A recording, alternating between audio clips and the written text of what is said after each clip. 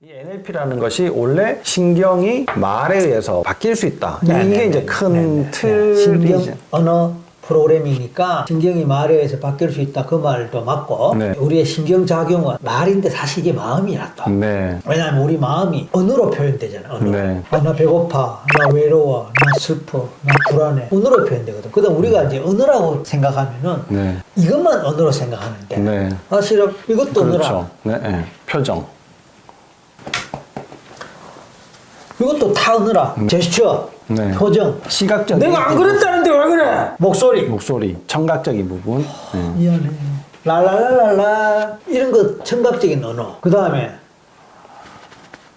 이거 뭐예요 이거? 이것도 언어라. 말 안 하지만 이것도 언어고. 그렇죠. 우리 어른이 이제 선생님이 학생들 아이들 머리 쓰다듬어 주면서 이거 아이들 좋아하잖아요. 말 안 해도 그냥 눈빛을 주고받으면서 연인들끼리 지그시 마주보는 그것도 언어거든. 그래서 우리가 언어라고 말할 때 넓은 의미에는 그런 걸 다 포함하는데 제일 대표적인 것이 입으로 나오는 말이다 이거도. 그 수화가 또 언어잖아, 그지? 네, 네. 그 수화도 네. 못하면 언어가 없겠네. 우리 손자는 요즘 손자 보는 재미로 사는데 얘는요 말하지 못해요. 못하는데 필요한 거 있으면 이래. 그 아기가 막 울잖아요. 울면 얘가 기저귀를 갈아주든지 그렇지. 배가 그래야 고픈지 돼. 이게 또 다 다르다고요. 다르죠. 네. 달라요. 그러니까 우리가 들으면 그냥 다 같은데 알고 들으면 또 다 다르고. 그렇지. 이제 뭐 표정도 조금씩 다 다르고. 강아지도 마찬가지 아니에요. 똥마리 올 때 강아지 똥마리 올 때만 그래서 그런지 이게 시각적인 부분이 한 언어에서 55% 정도 네. 차지를 한다 그러잖아요. 그리고 의미적인 부분이 결국은 7%밖에 네. 장현 미안해. 이거는 뭐 표정도 아니고 말투도 그렇고 이게 의미 없다는 거예요. 아니, 청각적인 부분이 나머지 이제 한 38%, 38%. 네, 정도 이게 차지한다 그러는데 사실 경상도 분이시잖아요. 왠지 좀 이게 묵직한 이런 느낌. 무뚝뚝하다 그러죠. 좀 제가 이렇게. 생각해도 그거 맞는 것 같아요. 그런 여러 가지 요소들이 NLP적으로는 굉장히 또 중요하게 받아들이고 있다. 이런 건데 그렇죠, 상담은 그렇죠. 사실 뭐 우리가 말로 이렇게 좀 더 하는 거에 치중했다면 NLP는 그런 전체적인 총체적인 그렇죠. 것들을 다 같이 아주 잘 지적하셨는데 상담은 그냥 오로지 이게 입으로 나오는 말이 거의 뭐 절대적이죠. 네. 그런데 이제 NLP로 가면은 55%가 오히려 그러니까 과반이 오히려 시각적 시각적인 눈에 요소. 보이는 부분. 그러니까 눈빛 하나, 표정 하나, 옷 입은 옷차림 하나, 걸음걸이 하나, 손짓 발짓 하나 이것까지 다 포함해서 저 사람이 지금 어떤 말을 하고 있구나라는 네. 걸 캐치하는 그게 55%예요. 실제로 우리 입으로 나오는 이거는 7%밖에 안 된다고 말씀하셨는데 네. 단어의 뜻 이거 이제 7%. 그 7%밖에 의외로 굉장히 작다는 거예요. 그래서 사랑해라는 말 그 자체는 엄청난 말인데 그 말을 어떤 목소리로 어떤 표정으로 하느냐에 따라서 품질이 훨씬 달라지는 거예요. 그렇죠. 고구마 하나라도 백화점에서 하면 만 원을 받는데 시장 가면 1,000원 받아. 포장이 품질을 만들어버리는 거예요. 그런 것들을 NLP에서 이제 적용을 하려면 이 사람을 엄청 자세하게 분석을 해야지 되잖아요. 그쵸. 계속 보면서 뭐 분석 기법 뭐 이런 것들도 있습니까? 있죠. 분석 기법이 있죠. 제가 사실 오늘 여기 나오면서 네. 옷을 어떻게 입고 갈까 망설였어요. 네. 최종 결론이 이거예요. 이거. 아, 네. 왜냐하면은 네. 우리 김종영 원장님이 또 한패션 하시거든요. 얼굴도 잘생겼지만 한패션 하신다고. 아, 그래서 김종영 원장님 유튜브에 게스트로 나가는데 내가 또 빠지면 또 그렇잖아 싶어서 이 평소에 잘 안 입는데 이제 안에 화사한 빨간색. 그렇게 이야기하시면 안 되지. 그럼요. 보통 사람도 할 수 있는 이야기인데 수준 있는 분은 브랜드로 또 이야기하셔야지. 닥스 뭡니까 이게? 에이, 그 닥스 정도면 내가 브랜드 이야기를 안 해. 이게 이제 하나 예로 들었지 뭐 이거 팩트입니다. 실제로 제가 그랬어요. 우 원장님이 패셔너블 해갖고 맞추고 가려면은 제가 신경을 안 쓰면 안 돼요. 그러니까 이게 이제 사실 NLP 언어거든. 맞춘다는 거. 부부 간에 맞춘다는 거예요. 부모와 자식 간에 맞춘다는 거고 이제 의사와 환자 간에 맞춘다는 건데 사실 이게 쉽지 않잖아요. 네. 안 쉽거든요. 저는 이제 NLP를 배우면서 이게 굉장히 크게 도움을 많이 받았던 게 결국은 환자하고 처음 해봤을 때 이 라포를 형성할 수 있도록 하는 거에 굉장히 크게 많이 도움을 받았던 것 같아요. 그리고 이제 분석하는 기법들을 이제 뭐 다 적용을 하고 일일이 막 그렇게 하지는 못하지만 이게 이제 전체적으로 이렇게 NLP 배웠던 그 느낌이 이게 이제 있으니까 좀 더 쉬워진 것 같은데 분석하는 기법 아까도 질문하셨는데 이게 뭐 몇 시까지 되는데 저도 사실 그 몇 시까지를 다 못 써요. 그렇죠. 부분적으로 필요할 때 우리가 툴박스라 그러는데 공구통 집안에 웬만하면 하나씩 있잖아요. 여러 가지 공구, 뭐 드라이브도 십자 드라이브, 일자 드라이브, 큰 거 작은 거, 뭐 망치, 벤치 뭐 이런 등등 있는데 좀 이런 걸 아는 분 집에 가면 크단 말이에요. 그렇지 않을 때는 간단한 거 있지만 그러면 NLP를 툴박스라고 그래요. 마인드 또는 멘탈 툴박스라고 그러는데 항상 늘 쓰는 건 아니거든. 1년에 한두 번 쓰는 것도 있고 며칠에 한 번 정도 쓰는 것도 있고 있는데 마찬가지로 NLP 기법도 마찬가지고 자기가 이제 주어진 상황 속에서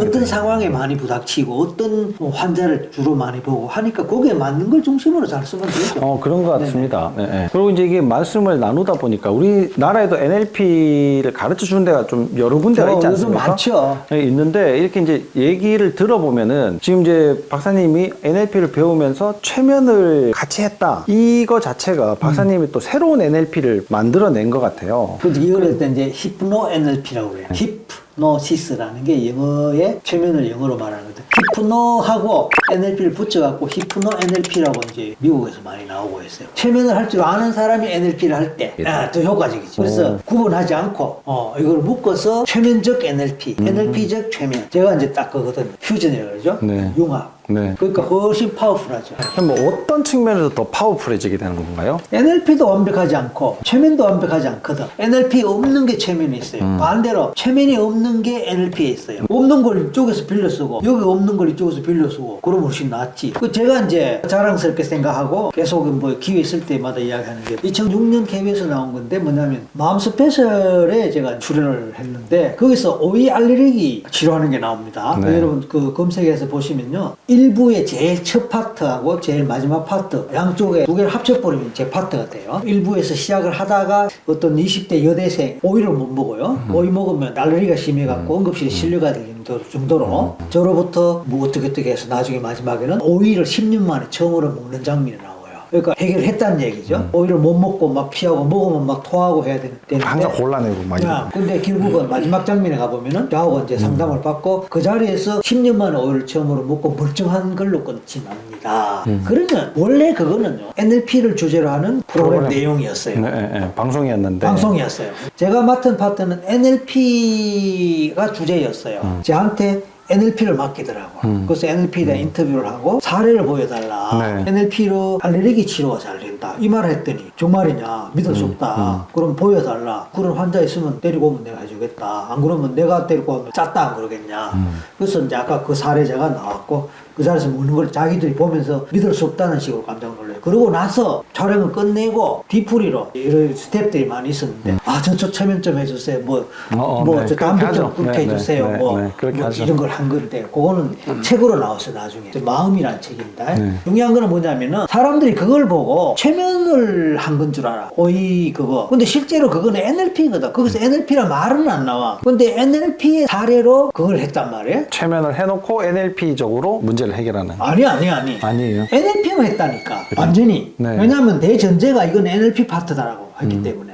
근데 최면 안 하고 NLP를 했다니까. NLP를 하는 최면 안 네, 했지. 네. 그런데 그게 이제 방송에 나갔을 때 사람들은 최면으로 오이 알레르기 해결 오이를 먹더라. 여기 일반 사람들 NLP를 모르니까 네. 이건 최면이 아니고 NLP다라고 해봐야 의미가 없고 네. 무의식이 어차피 작용하는 거기 때문에 그렇습니다 하고 넘어가는 거죠. 근데 오늘 방송이 마침 이제 그런 주제니까 이제야 공개적으로 말하지만 그건 최면이 아니고 NLP의 사례로 방송된 거예요. 그렇지만 아쉽게도 방송에서는 어디도 NLP란 말이 안 나와요. 그건 제가 아쉽게 생각하지. 그건 NLP를 했는데 그럼 최면으로도 오이 알레르기뿐만 아니고 각종 알레르기가 해결되느냐? 됩니다. 그런데 NLP가 이제 효과적인 거는 굉장히 방법이 체계적이고 정교해요. 그래서 매뉴얼이란 말을 해요. NLP는 마음 사용 설명서다. 절차가 딱 있고 체계가 있어 그대로 그 절차대로 밟아 나가면 비포와 애프터 간의 차이가 생기게 마련이고 문제가 해결되거나 치료가 되거나 개선되거나 달라지거나 변화가 되거나 이게 너무나 정교하게. 제가 오죽해서 무슨 예를 들었냐면은 우리나라에서는 밥을 한번 먹으려면 1시간 걸려. 예를 들었습니다. 덜 걸릴 수도 있고 더 걸릴 수도 있는데 1시간이 걸려. 근데 서양 사람은 10분 만에 해결돼. 어떻게 해요? 대표적으로 햄버거. 햄버거.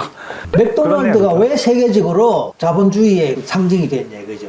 코카콜라가 왜 세계적으로 자본주의 상징이 됐냐. 매뉴얼 때문에 그래. 아프리카의 어느 맥도날드 샵에서 먹거나 미국 본토에서 먹거나 중국에서 먹거나 동일한 매뉴얼을 쓰거든. 물론 지역에 따라 그 지역에 맞게 좀 개량하는 건 있어요. 기본적인 베이싱한 거는 전 세계 어디 따라가도 똑같은 거야. 왜? 매뉴얼 때문에. 생판 모르는 사람도 그 매뉴얼만 따라하면 식사가 되는데 우리나라는 그게 아니거든요. 밥하기 얼마나 어려워요. 반찬 장만하고 어쩌고 저쩌고 한 시간 걸리는데 이게 비단 햄버거만의 문제냐? 아니거든요. 처음에 내가 미국 가서 놀란 게 뭐냐면은 이 사람들은 가구 완성된 가구를 파는 데를 못 봤어. 이케아도 그렇고 코스코도 그렇고 재료를 사와 그냥 조립하는 거야. 그래서 근데 그게 당연하게 그렇게 되더라고. 차가 고장나도 집에서 다 고치잖아. 그렇죠. 그만큼 능률적이고 빨리 해결되고 품질은 같고 그래서 NLP가 바로 사람의 마음을 조립하듯이 어떨 때는 프로그램 짜듯이 또 어떨 때는 같은 프로그램으로 같은 결과가 나오듯이 그 프로그램 그대로 하면 누구라도 이런 결과를 만들 수 있다. 그래서 NLP를 배워서 그대로 하면 누구라도 알레르기 문제를 해결할 수 있다라는 논리가 그 안에서 가는 그렇죠. 거고. 아주 특별한 뭐 몇몇 경우가 있을 수는 있겠지만 대부분은 그렇죠. 비슷한 네. 상황에서 네. 이제 벌어지는 문제들이기 때문에 네.